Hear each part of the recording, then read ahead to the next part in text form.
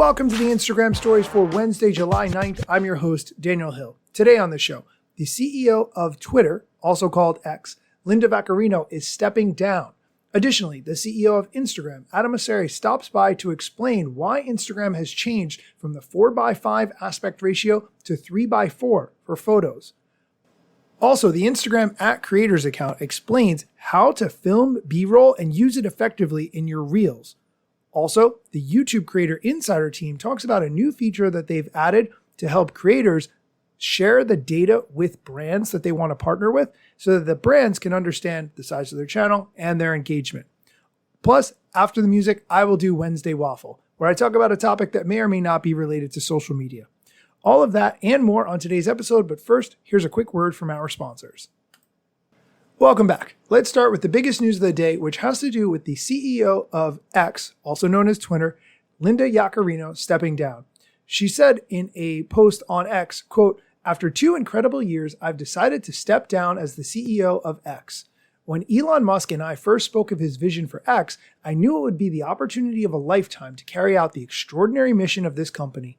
I'm immensely grateful to him for entrusting me with the responsibility of protecting free speech, turning the company around, and transforming X into the everything app. I'm incredibly proud of the X team. The historic business turnaround we have accomplished together has been nothing short of remarkable. We started with the critical early work necessary to prioritize the safety of our users, especially children, and to restore advertiser confidence. This team has worked relentlessly from groundbreaking innovations like Community Notes and soon X Money to bringing the most iconic voices and content to the platform. Now, the best is yet to come as X enters a new chapter with XAI. X is truly a digital town square for all voices and the world's most powerful culture signal. We couldn't have achieved that without the support of our users, business partners, and the most innovative team in the world. I'll be cheering you all on as you continue to change the world. As always, I'll see you on X." End quote. I will link to this post so you can read it for yourself, but culturally, X, Twitter, whatever you want to call it, has declined so much in the past few years since Elon Musk took it over that I don't really cover it much on the show anymore. And most of the people who I know were big on Twitter or X have moved to other platforms, many of which are now using threads primarily for text-based conversations that used to happen on Twitter. Okay, let's move on to the Instagram news. Someone asked Adam Mosseri, "Can you explain the 3:4 versus 4:5 feed ratio change?" If you are not familiar, Instagram moved from the 4:5 aspect ratio for photos to 3:4. Here's the head of Instagram explaining. So for the longest time, the tallest aspect ratio a photo could be was 4:5. This is actually predates my even time at Instagram, but I think it had to do with the size of phones when we launched, which were shorter and smaller, and you didn't want to have the photo go off the screen. But since then, phones have gotten taller and bigger, and it's very easy now to fit a 3:4 aspect ratio photo, which is the default capture ratio for smartphones right now, which is the vast majority of photos that are produced or captured. So we want to support the standard for the industry, which is 3:4, and it took a little while to do so, but I'm glad that we finally did it. To me, this is not really that earth-shattering of a change. Whatever aspect ratio your phone takes photos in is what you should be posting to Instagram. Let's move on to the Instagram @creators account, who shared some strategies about how to take B-roll footage and how to use that B-roll footage effectively in your reels. Here's the clip. Have you ever noticed that a lot of the top creators are using B-roll in their content to keep you hooked? Using B-roll strengthens your storytelling. It's what makes your content immersive. B-roll lets your audience feel it while making it 10 times more dynamic. And the best part is that you've probably already got a bunch sitting on your phone. And it's content that can be used over and over again, allowing you to work smarter and not harder. But if not, then next time you're filming content, take these specific shots and I promise you, your future self will thank you. Take a wide shot to establish the scene, close-up shot to add some emotion and detail, over-the-shoulder shots that show your perspective, a POV shot to create an immersive feel, and some side shots to set the scene. Make sure to save this reel so you can start creating content effortlessly. Okay, that audio gives you a little bit of an idea of the strategy and how to take B-roll footage that is usable later, but this clip is actually incredibly helpful. I will link to it in the show notes. Definitely check it out and watch the video.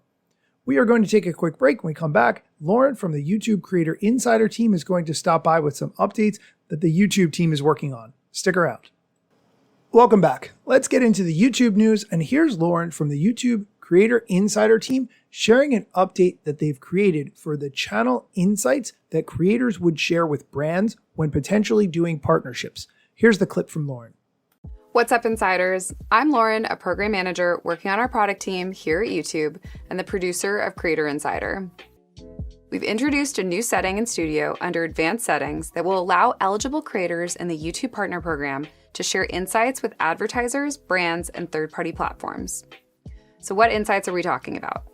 This data includes aggregated channel and audience insights like number of subscribers, views, likes, and comments, aggregated audience breakdown including audience gender, geographies, and age ranges, and YouTube Shopping program performance if you're in the YouTube Shopping affiliate program, including number of tagged videos, views of tagged videos, and tagged members.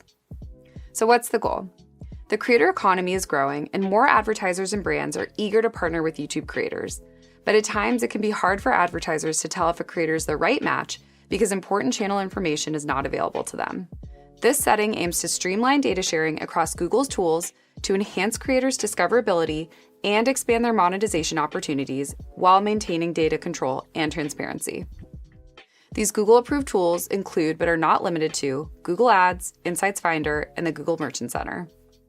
With additional information, advertisers can be more confident in the creators they select for campaigns, which in turn may lead to more overall collaboration opportunities, higher revenue ad partnerships, as well as higher shopping affiliate commissions. This channel insight sharing setting can be found under Studio, then Advanced Settings. It's off by default, and creators have full control to turn it on or off at any time.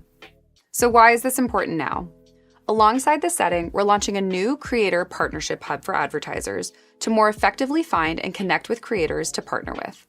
All creators in the YouTube Partner Program are searchable through the Creator Partnership Hub, but in order to maximize opportunities, it's important to enable the new Channel Insights sharing setting so brands have a full picture of your channel. To begin sharing your channel insights, simply navigate to your channel's advanced settings in YouTube Studio and opt in. We'll leave more info below, but let us know if you have any questions. Kudos to the YouTube team. As always, I think out of all the platforms that I cover on this show, they are most engaged in trying to give creators as many opportunities as possible to make money. That is going to do it for today's news portion of the show. As always, you can find links to everything I talked about in the show notes, and you can also subscribe to the email newsletter that I have, where I send out a recap of previous week's news with links to the episodes so you can listen directly. If you want to hear me talk about another topic besides social media, stick around after the music.